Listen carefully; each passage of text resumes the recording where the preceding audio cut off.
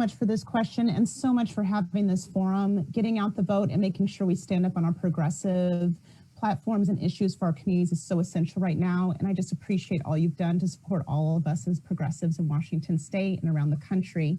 Thank you so much, our revolution. I've been a longtime champion advocate in reproductive justice. Reproductive justice is where I cut my teeth as an activist. And at the state level, we're going to have to build a lot of protections because not only around this Supreme Court case, but so many things that have rolled back protections around abortion and reproductive justice access and funding and on and on. In Washington State, we have a lot to do to still get it right. And I say that because we are an amazing state. It's an A+ state on a lot of markers, and it's providing and is seen as a haven state for abortion right now.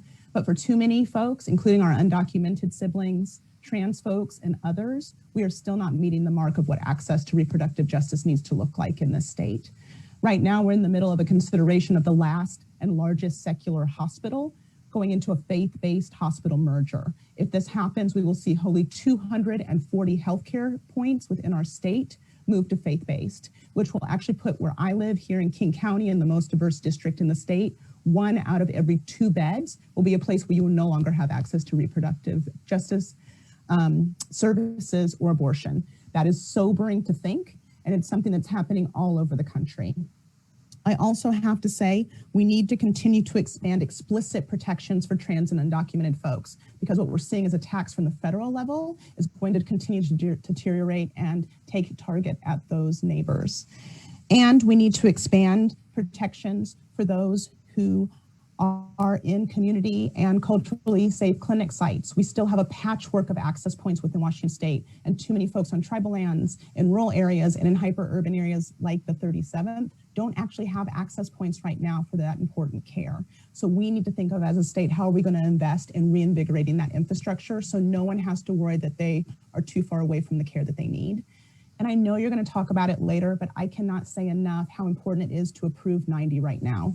Approve 90 is a referendum that's making sure that the first policy I got to organize, the Healthy Youth Act, that makes sure sex ed is in every school and young people have the care and information they need so they can protect their bodies and their family has local control.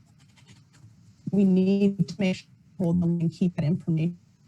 We progressives know that science is going to lead us out of this pandemic. It's going to be on the other side of this. So thank you again for everything you're doing. Please plug and join our campaign. We're a scrappy community campaign with a social justice focus and agenda, organizing with the Black, Brown, Indigenous neighbors here in district. electkht.org. You can plug in, text bank, join us. We're trying to be with everyone from the joy of your living room, joining the fight on the streets. So thank you so much for all you do, and appreciate you all.